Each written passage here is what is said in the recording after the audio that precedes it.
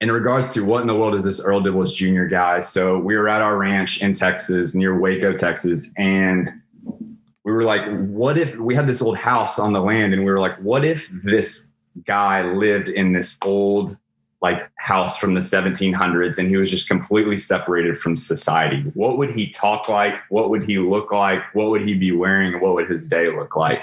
So we came up with this character for Granger to play. We figured Earl was a pretty country name. My middle brother, Tyler, he said, I used to play football with a guy with the last name Dibbles. And I always remembered that. And he said, well, if you're going to be country, you got to be a junior too. So we came up with the name Earl Dibbles Jr. This segment of DoD TV is brought to you by Leupold, American to the core.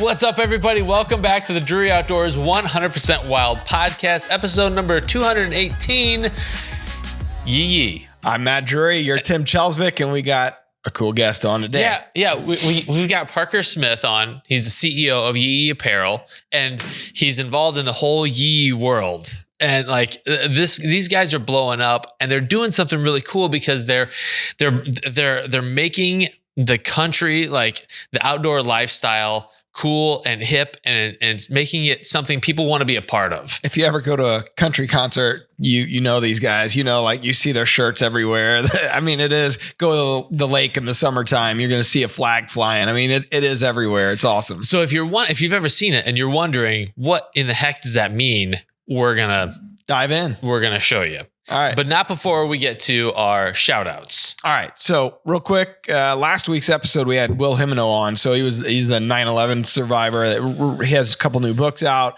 Awesome podcast. If you haven't watched that one, go back because it was well worth it. Basically, Tim and I just shut up, which maybe is the best podcast we've ever done. And let Will tell his story. So Mark Ness over on DeerCast said that we knocked it out of the park with this guest. Such a great story to hear about. Never give up. You guys were just like the rest of us, sitting back and listening. Great job, guys.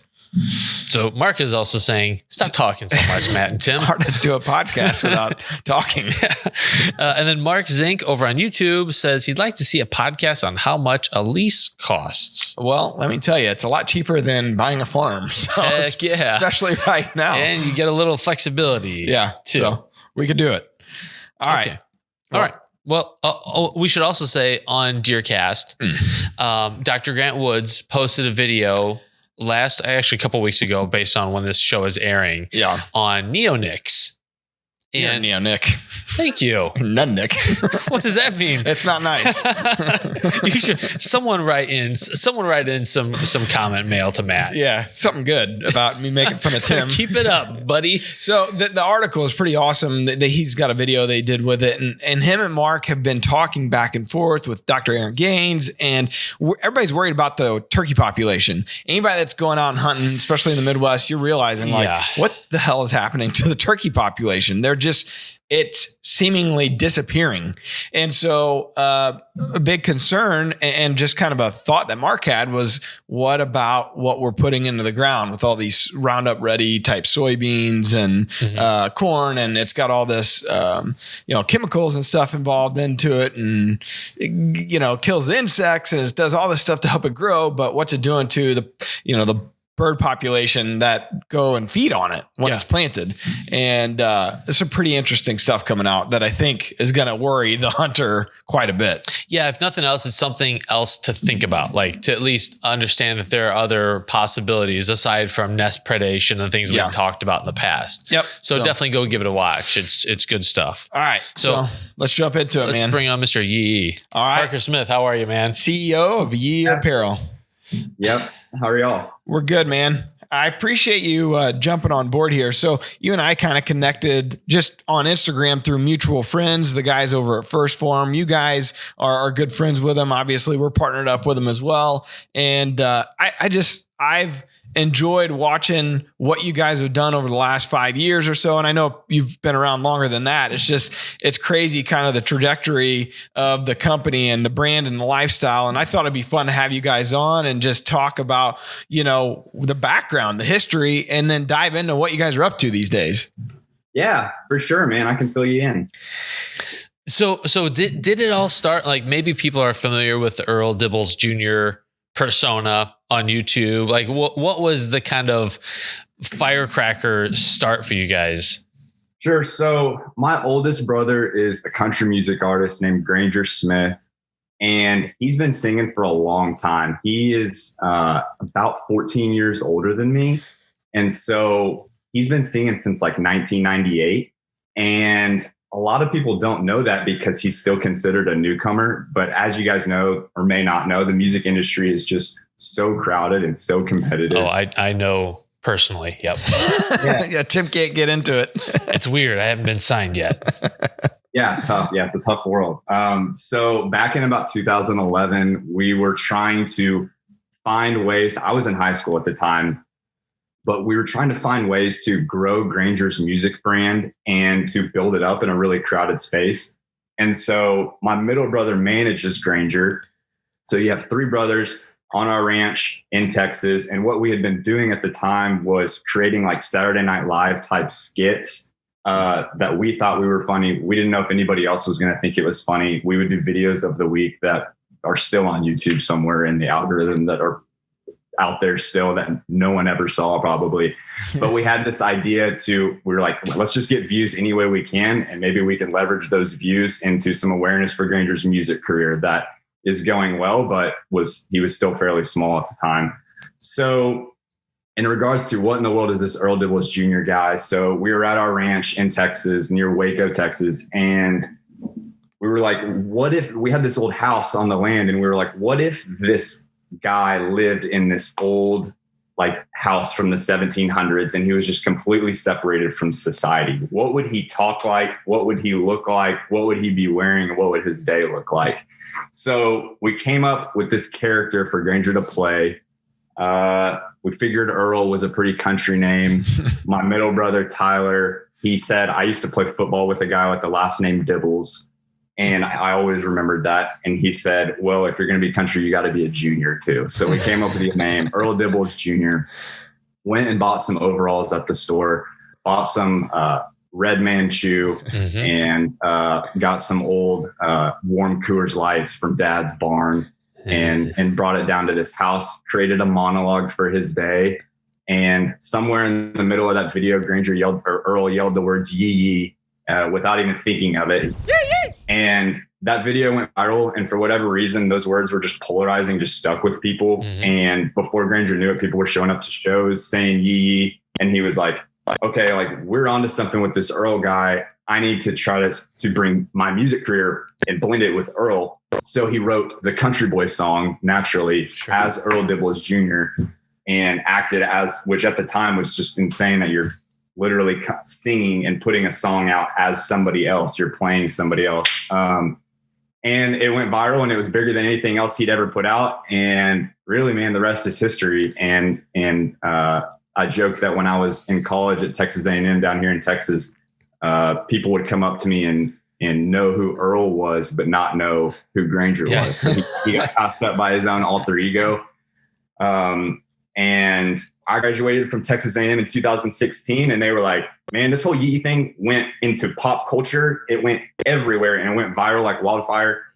We could use some help in trying to manage this thing. I had no experience whatsoever in managing brands or building brands. I've just been trying to keep up with the phenomenon of Yee Yee ever since, and making it up as I go, man. So we ripped this for the soundboard right off that. I think that first video.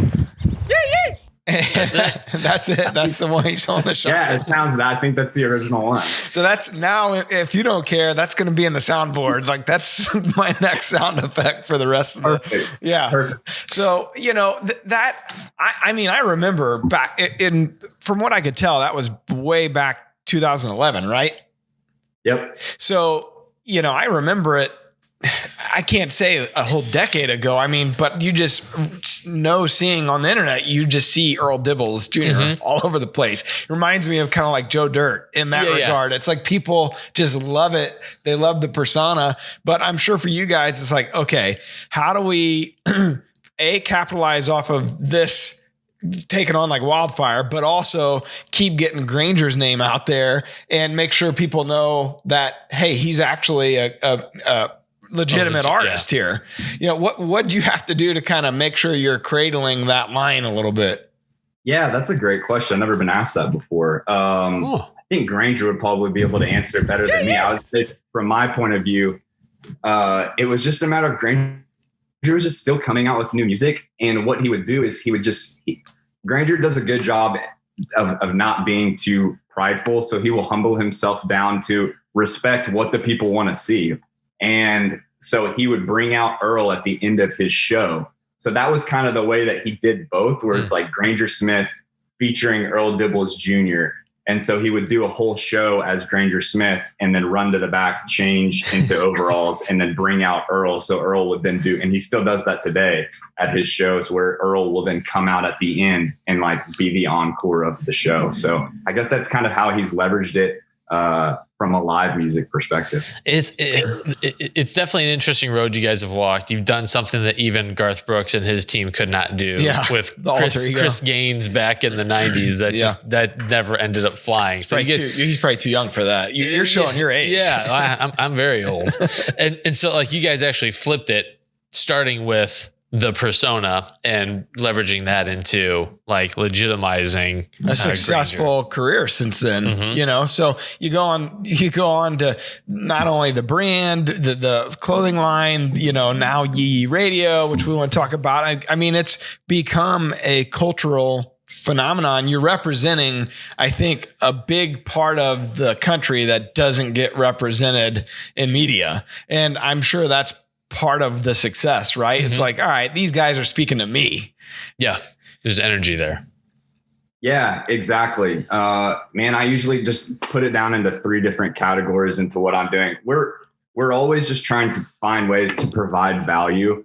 And you see it a lot of times there's a reason why you guys are sitting where you're at right now, because if you feel a little bit of success and you feel like a little bit of momentum, it's easy to just take and want to see how much money can I make from this? How much can we take from people? And if you're not coming at it from a perspective of always thinking in terms of your listener, your customer, and figuring out how can I bring them value. And then the other way is just going to leave you feeling empty anyway, if that's all you're wanting to get out of life. But I just think it's a cool balance of always trying to provide value for people. How can we make this brand interesting and not just boring, money grabbing, print on demand t-shirts? Because as you guys know, everybody has a t-shirt company these days. Everybody gets one viral video and then they start a brand. So to go back to what I said, I think it comes down into three major facets is kind of what we've done, which is have a good quality product. And whatever you're doing, you can't be successful without a quality product. Market it in an interesting way. Don't just be corporate because everybody wants you to be corporate.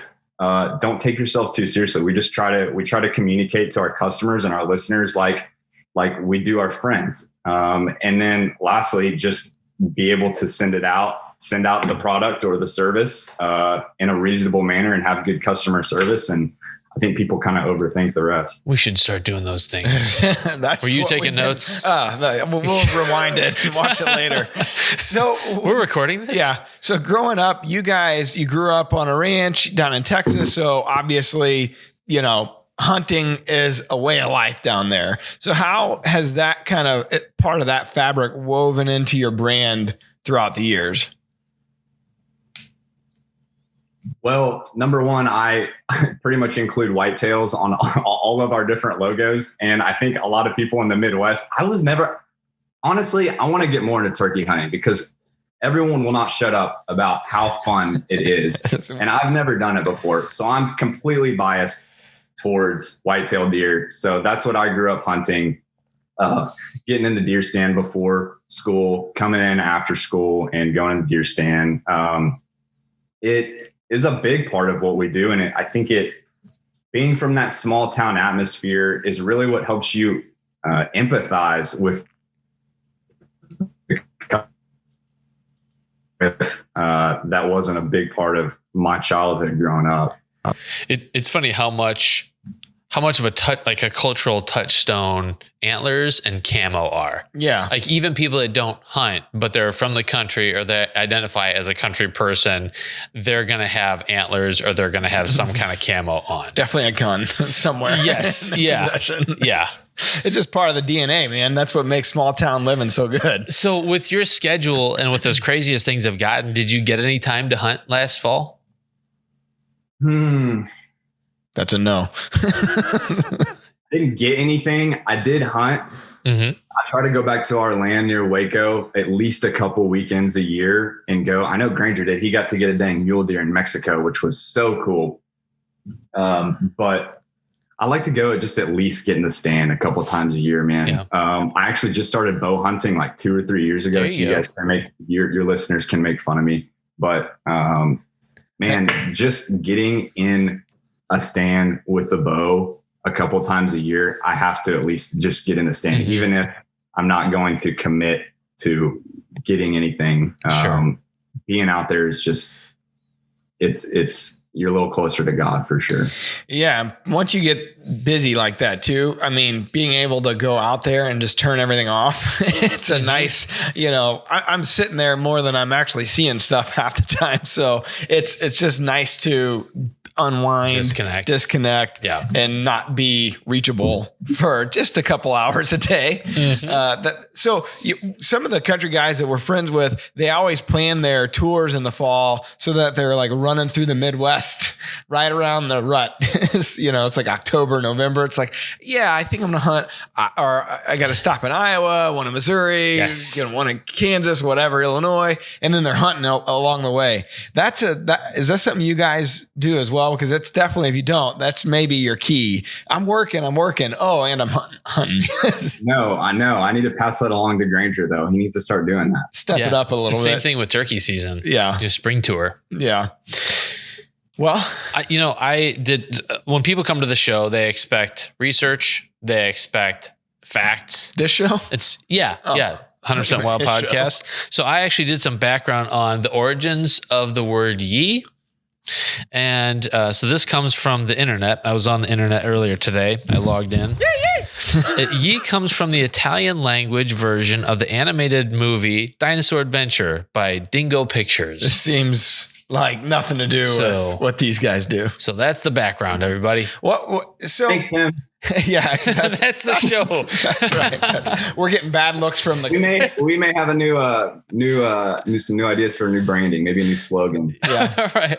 A dinosaur boy. Mm-hmm. Alan is kind of our canary in the cage. We got a guy back here staring at us. Yeah, Alan is part of our live audience of 2 today, and when he turns around and looks like he just smelled a fart, you said something, something stupid. Right. We get that look a lot, but that was researched. So well, you're welcome. Yeah, you're good at research. All right. So one of the things that I like about what you guys are doing, you're also, when you have these fall launches or summer launches for the apparel line, you're also giving back to certain foundations. I know that you've done a lot with veteran foundations and disabled outdoorsmen. Why the connection, or what, like you said, I guess earlier, it's not just about making money and feeling empty. You guys there's always a good cause behind it. What was kind of the background there? Why you guys decided to go that route?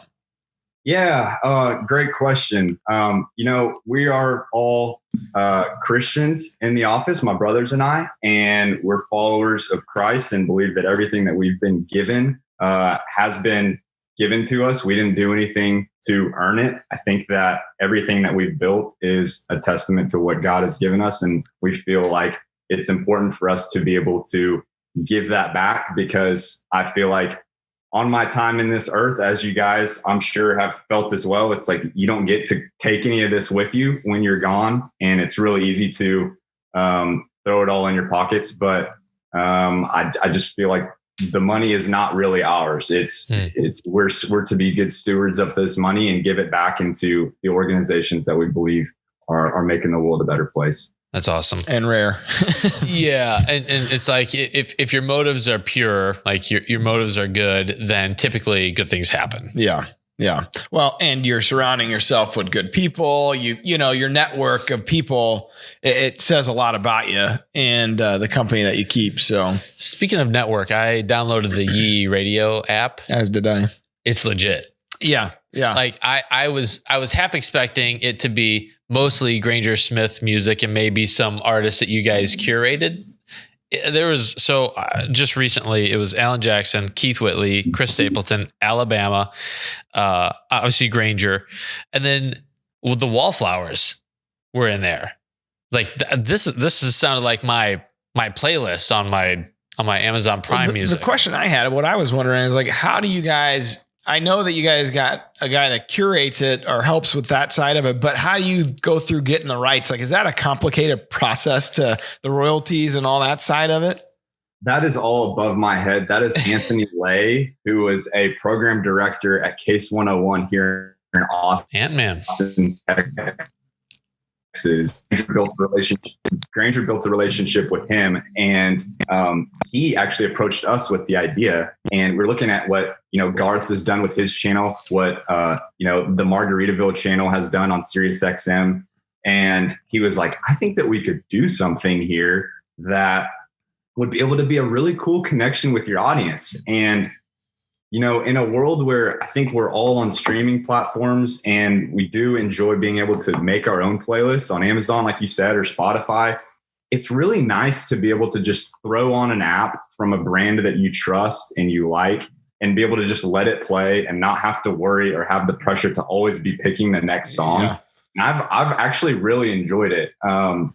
In terms of the royalty and stuff, that's kind of all above my head. I don't really know exactly how it works, but Ant-Man had all of the connections there and has been able to set it up. And it's been one of those things where it's like you said, Tim, it's like it could just be some Granger songs and then one or two other artists, but it's really whatever you make it to be. Mm-hmm. And so Ant-Man has done such an awesome job of like literally going around and like interviewing people at concerts about what YEE YEE means to them, making curated certain hour of a certain type of music and doing exclusive live concerts from artists on there. And you can just, when you're listening to it, you just get such a cool, but from the sound bits that are in between the songs, you just feel so connected. And it's cool to know that there's something out there playing 24/7. If you're working on your truck at 2:00 in the morning in the garage, you'll be able to hear Granger and Ant talking about something, whatever's going on, about whatever current events are going on. And it's been a cool way for us to be able to just kind of bring all of the different facets of the brand together. It was cool. I downloaded it, and the first song that when I opened it up was Bobby Pinson, who's he's been in the hunting industry a long time. He's a good kind of behind the scenes guy, but great dude. And I was like, Bobby, he's a great writer. He's wrote a ton of hit songs for artists in the country world. And sure. It was just cool to see it right out of the gate. First guy was a guy I knew. Strong. Yeah. I was like, this is awesome. Yeah, that's awesome. That was what Ant really wanted to hone in on. He's like, what does YEE YEE sound like? That's what I need to figure out. And so this has been like an experimental, like couple of weeks as we figure out what people are liking and not liking. So it's a little bit of everything from, some of the newer artists like a Hardy to a Keith Whitley to some AC/DC to Toby Keith. Like you never really know what you're going to hear. So it's kind of all over the place, but in a good way. If I were to say, what does YEE YEE look like? It would be a picture of Bobby Pinson because that's what that's his kind of persona, really. And awesome. Yeah. So it was pretty cool, I thought. If you guys like pitchy singing and a bunch of like dead strings or buzzing strings in your guitar playing, we should talk. Because Tim, just quit pitching yourself. You're never going to make it. The haters are going to hate, man. That's right. I just keep on doing my thing. So not long ago, you guys had a YEE YEE car, right? Over in the NASCAR series. Is that right? Yeah. How crazy is that? Like your brand's growing to this type of, because that stuff you just don't just do that. Like that's a whole nother level of branding. Man, it was unbelievable to be able to see. We were walking up to the track for the first time. First of all, just Brandon Jones' team in the Xfinity series has just been amazing. Brandon approached us about doing it. We didn't think it was even going to be possible. Like you said, we were like, look, I'm pretty sure that there's no way we're going to be able to make this work. But It's just been amazing. We were walking up to the first race in Austin, Texas, and Granger, when you first hear the roar of those cars as you're coming up, I don't know about you guys, but I didn't grow up diehard NASCAR. Same. But I mean, it's one of those things as a man, when you hear that motor in person, it kind of, I'd put it in the category of like when the F-16s fly over before a football game or something. It's just, you get chills head to toe. And so being able to see our car, our name on a car with that much power, and Granger is like, I'm pretty sure I'm going to cry the first time I actually see it on the track. So man, it was such a blessing. That was really cool. And we're just those t-shirt sponsors that are like, we could only afford like 2 races, but for the rest of the year, we just like are like on the edge of our seats, like cheering on Brandon and like telling everybody to go for Brandon, even though he doesn't even have the YEE name on it.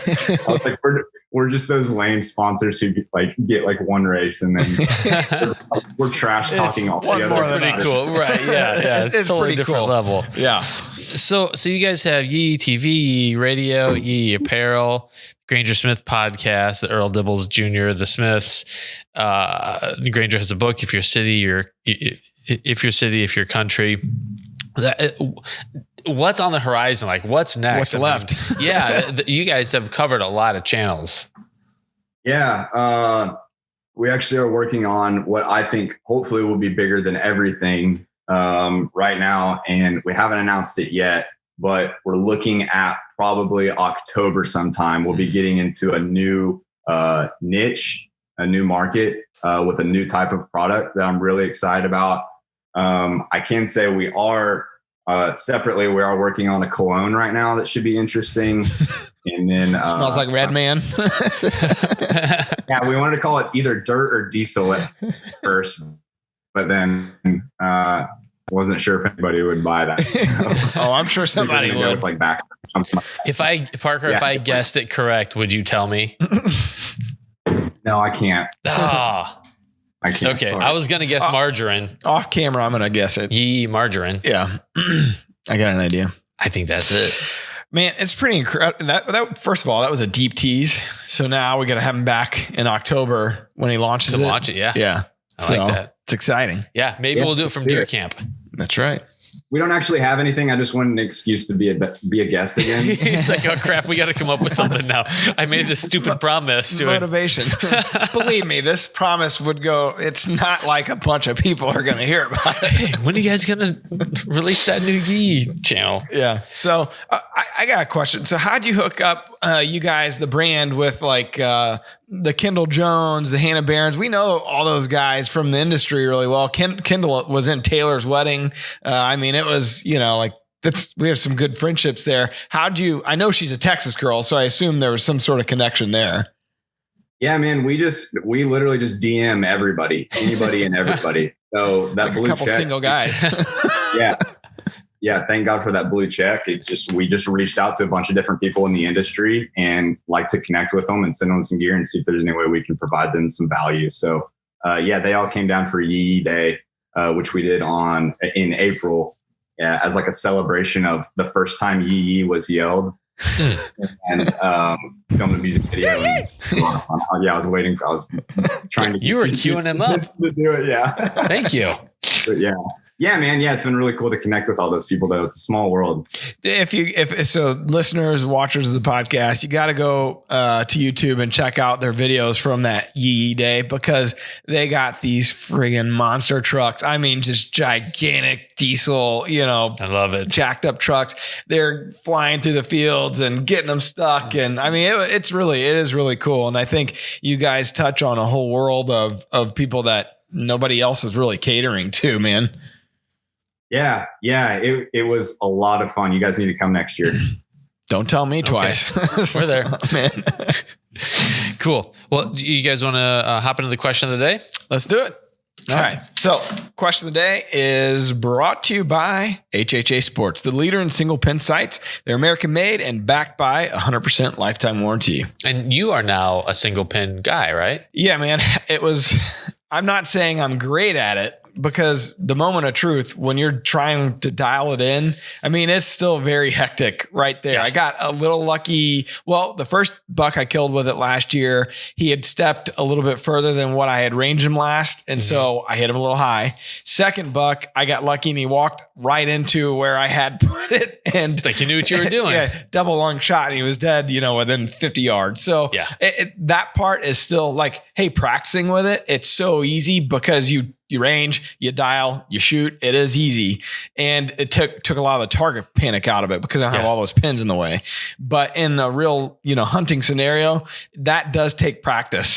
So, year 2 this year, we'll see how we do. You'll be a vet in no time. We just did a gear review on the HHA Tetramax single pin and the 4 pin. So folks can check that out to see kind of what makes the most sense for them. Yeah. All right. What's the question of the day, Tim? It's from Karen McAllister. Karen said, I had 2 does come in at 10 yards to the side of my ground blind looking in at me. It's brushed up good. I was running a Thermacell. She was sniffing the air. After a few minutes, she snorted and busted loose. Everything was sprayed with scent cover. Will a Thermacell run off deer? She came in from the side of me, which was not a normal travel path. First of all, I feel like Karen's writing a novel here. Like I feel like I'm engrossed into There's a story. There's a story. What's going to be the climax of the plot here? So I don't know, Parker, about you, if you've ever used Thermacell or ever heard of it. I don't know how bad the mosquitoes or anything are out when you guys are hunting, but it is it's the bomb. It really is. Like these Thermacells, they've been around probably 15, 20 years. Probably, yeah. You turn it on and it emits this, it's not really an odor. I don't know what the hell it is really. And it's a chemical soaked pad that kind of evaporates, but I don't know what the chemical is. And you put one of these early season, like for us, like we had a river farm that we were hunting Mississippi River and just mosquitoes would carry away. You put that thing on and no mosquitoes. You might have to put 1 or 2 out depending on how bad it is, but it's like a godsend. What was your experience then with the deer and how they never reacted? Had a problem with it. Dad uses it all the time. Okay. And I think there is an odor to it. There is something to it, but I've never noticed a deer have an issue with it. So I mean, that's not to say I've had some times where we used ozone and a deer, they don't know exactly what it is. And so it freaks them out and they just take off running. Sure. But it's not that they're getting scared or it's something that they don't like. It's something that they don't know. So they're just getting the hell out of there. Yeah. With Karen's scenario, the does were at 10 yards. That's like, no matter how dark your ground blind is, there's a pretty good chance that doe probably caught some movement in there. And that's probably what spooked her. So you're calling Karen a bad hunter. Just like me. So I don't know. Have you ever had any experience with a Thermacell, Parker? Man, in Central Texas, the mosquitoes aren't too bad, honestly, in the fall, at least that time of the year. Right now, they're awful. But for whatever reason, I've never had issues with it. They're legit. Sweet. Yeah. Speaking of legit, the Wildlife Word. I don't know about that. Brought to you by the American Hunting Lease Association, your hunting access resource. Parker, prepared to have your mind blown by Tim's knowledge of the outdoors here. So I'm like Alex Trebek. Like Alex Trebek on Jeopardy didn't know probably 90% of the answers to the questions. He just had the little note card. He just had the note cards in front of him. So I got somebody. But you don't say that. There you go. There it was. During the winter, deer need more carbohydrates due to the greater energy demands on them. What do they need more of during the summer? Is it A, proteins, B, fats, C, carbohydrates, or D, little umbrella drinks and white wine spritzers? Parker, we always let our guests go first. Let us know if you need to hear those choices again. Man, I wish I had my middle brother on here because he put me to shame. He's got all kinds of useless knowledge. In the summer, we always go really heavy on our protein in the summer. So I'm going to say protein. Actually, that's what I'm going with as well. It could be, I wouldn't think it'd be carbs or fats. That's kind of a late season thing. I'd like to think it's little umbrella drinks with white wine spritzers. I mean, that would be tasty. Sounds that's a White Claw. I'm going to go with A, proteins, brought to you by First Form. Yee. Yeah. You guys are winners. Let's go. Yeah, see? You know, Dice feeling good about himself. He's ready to do the podcast It's again. like, all right. Leaving here with a little knowledge. This didn't suck. Well, I think some of the deer down in Austin, Texas may be doing the white wine. Austin is a Austin's weird turned place. on you. Yeah. I don't know. Pretty soon you guys are going to be able to claim it as Texas. Austin needs some yee. Yeah, we're working on them. Good. Yeah, does need more protein in the summertime. Obviously, they're lactating and feeding the fawns, and then the bucks start putting on antlers and growing velvet and everything. So protein is the thing that they need. Now you know. Yeah. I felt like we had this one before, but maybe that was something else protein Maybe you related. said deja vu. Maybe our audience will tell us that you suck. They do. Believe me, they do. So Parker, before we take off here, is there anything else you guys you want to talk about or plug? Or you guys got so many. What I've been turned on to lately is the Instagram channel, the Yee Yee Outdoors? Yee Yee Hunting. That's the one. Yeah, man, we got anything that you're interested in regarding to the outdoors or really anything. We got a Yee Yee Instagram handle for it probably. So, man, if you're a family guy and you got kids and you're like on the homesteading side and you love gardening and that sort of thing, I would say go check out the Smiths family vlog on YouTube. That's Granger's family vlog. If you're into more spirituality and self-help and self-development and that sort of thing, the Granger Smith podcast could be awesome for you. He does some awesome Q&As with people and gives life advice on his experience. And then we also have the Yee Yee podcast that you can check out. That's a little bit more easygoing, where we talk about current events and how that pertains to the Yee Yee world. Yee Yee Radio for music. And I don't know, man. Yeah. These guys got it all. Yeah, except margarine. Okay, that's the launch, the October launch. Parker's like, shut up about the margarine. We're gonna hire Ken for product development.